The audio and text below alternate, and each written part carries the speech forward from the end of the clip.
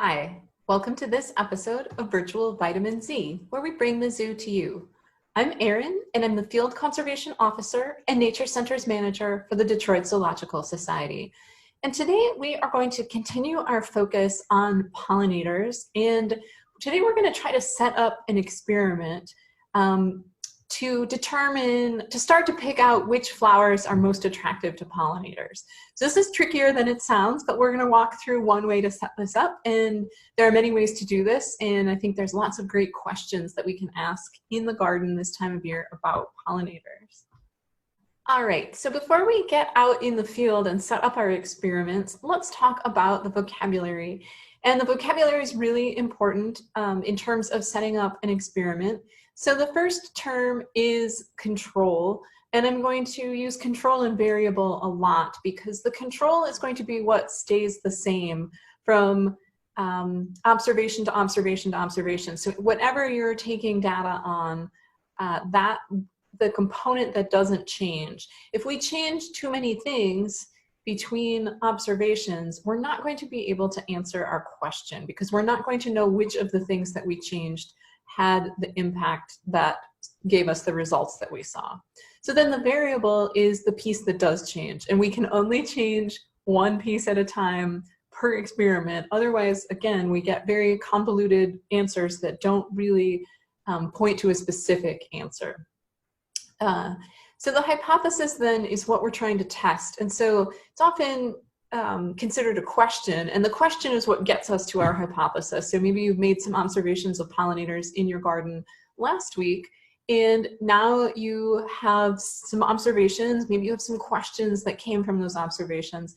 Well, the hypothesis is going to direct our experiment, and it is a testable question that we can find out the answer, or at least start to find out the answer with our experiment. It is not a guess. I've heard that before. It is a testable question about some data that has a measurable answer. Sometimes that answer is, we still don't know, and that's okay too, but a really good hypothesis helps you helps shape your experiment so that you can attempt to find an answer. Your hypothesis can be completely wrong, and that's still okay because it still teaches us something. We learn something from a hypothesis that isn't correct. So the skills that we're going to work on today are observation. So observation is really important. We're going to use our observation skills to help us measure and answer a question. So we're going to be putting those observation skills to work today.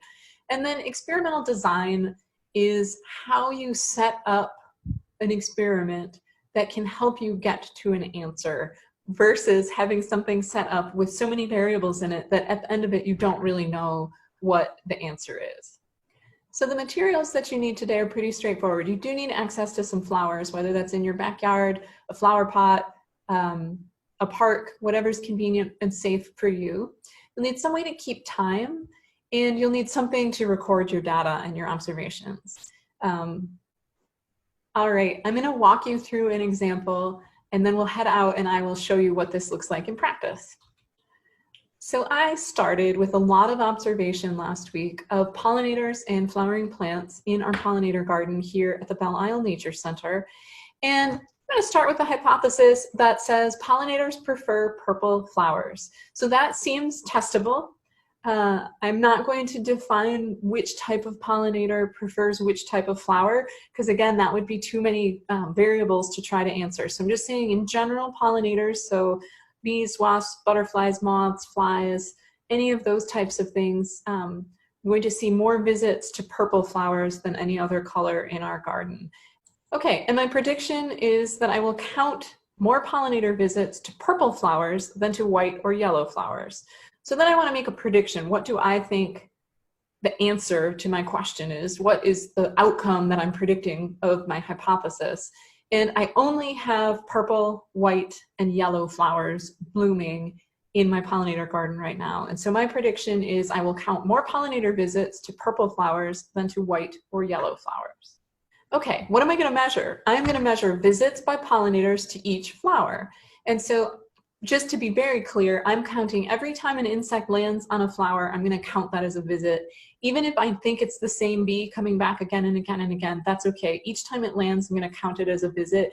It's okay. They're all coming to take nectar and or pollen from the flower, and I'm going to count that. Every time any insect lands, I'm going to count that. Okay, my variable that I'm testing is flower color. All right.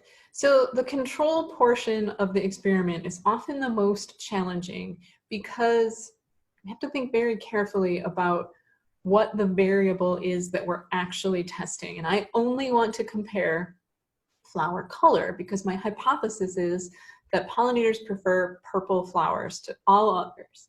So things that I'm going to attempt to control are the flower shape. So when I go out and do my observations, I'm only going to choose plants that have flowers that are in a very similar shape. And I will show you that.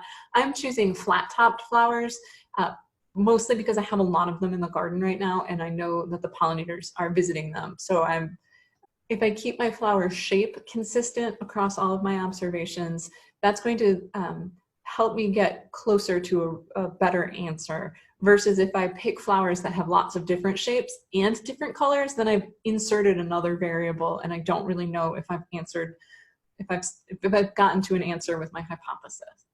I'm going to keep the length of each observation consistent. So I am choosing 30 seconds and I'm going to set a timer for each observation, and I'm going to count every time a pollinator lands on one of my plants for 30 seconds. I'm going to keep the time of day consistent so that I'm not adding that as a variable in case some of our pollinators are more active at different times of day. I'm going to keep the location the same, so all of my plants are going to be within the same garden. And I'm going to keep the number of each flower consistent. So if I choose 5 white flowers, I will also choose 5 purple flowers. And one thing about science, your data gets more reliable or more trustworthy the more often you're able to do the experiment and make the same observation. So I probably would not want to do this just once for 30 seconds at a white flower and 30 seconds for a purple flower. I'm going to replicate those or repeat those a couple of times to give myself a better sense of what's actually happening. Okay, so my methods are, I'm going to count all the pollinator visits. So every time any insect lands on the flower, and again, I'm not worried about whether it's a bee, a wasp, a beetle, a fly. All I'm doing is making a check mark for every visit. And that's going to go on for 30 seconds at each flower. I'm going to repeat each observation 5 times for each flower color. So I'm going to have data for purple flowers, for white flowers, and hopefully when I get out there, I'll find 5 yellow flowers that are flat-topped as well. Okay, here's the first of my white flowers. I'm going to observe for 30 seconds. I'm not going to consider it a different visit if this bee is just crawling around, only if it lands again. All right, and here is my pink or purple, it's much more purple in person, flat top flower. And again, I'm going to count all the visits every single time a pollinator lands on it. I'm going to do 5 30-second periods. Okay, let's focus on the flowers in the center, not the one with the dark cone in the center. This is my yellow flat top flower, and I had very few pollinator visits to these. Remember, I tried to reduce the impact of the shape of the flower, so these with the cone centers seem quite different. And here's a different purple flower, and I did not use these because they had that sort of central stem or stalk. Wanted to keep the flower shape consistent. All right, and then here I just made myself a simple chart. I did 5 different trials for each of 5 different colors, and I actually moved around the garden and found 5 different examples of each of these plants. All right, and then if you look closely at my pollinator preference experiment, you will see that my hypothesis was not correct today. I actually had far more visitors, pollinator visitors, to the white flowers than either purple or yellow. All right, so I learned a few things while I was doing this. One, I couldn't count things that flew over or that were on the plant right before or right after my 30 seconds. 2, there were other plants in the garden, like this very spiky rattlesnake master that had just a ton of pollinators on them, but they didn't fit the parameters of this experiment. So could I ask another question and do some other observations or counts later focused on this plant? Absolutely, but it didn't fit this experiment. All right, I hope you have fun experimenting in your garden. All right, so thank you so much for joining me today. Setting up an experiment Sounds challenging, and it can lead to lots more questions than you start with, and that is great. That's one of the fun parts of science. But I think this is a great activity to get you thinking about how to set up a science experiment, which of the components are most interesting to you, which of the components are most meaningful to measure, and then at the end of the day, maybe it shapes how you think about planting in your garden or what flowers you might choose for a garden in the future based on those pollinators. So the other thing that we could do is look at other questions. You didn't have to do flower color. You could have said, I really want to attract more butterflies. So you could have focused on a single pollinator and only made counts of that pollinator instead of focusing on the flower the way I did. So there's lots of ways that we can set this up. You just have to remember your controls and the variable and what you're actually measuring. All right, so we went over a lot today. Hypothesis, which is that idea of a testable question. We went over control, which is what stays the same in an observation or an experiment.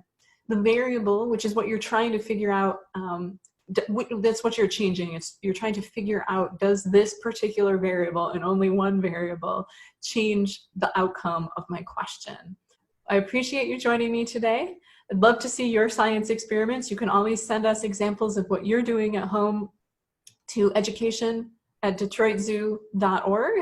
And if you are looking for other educational opportunities, check out our website at detroitzoo.org. Under that education tab, you'll find all of our virtual ventures. All right, stay healthy, take care of each other. We hope to see you back at the zoo or the Belle Isle Nature Center someday soon.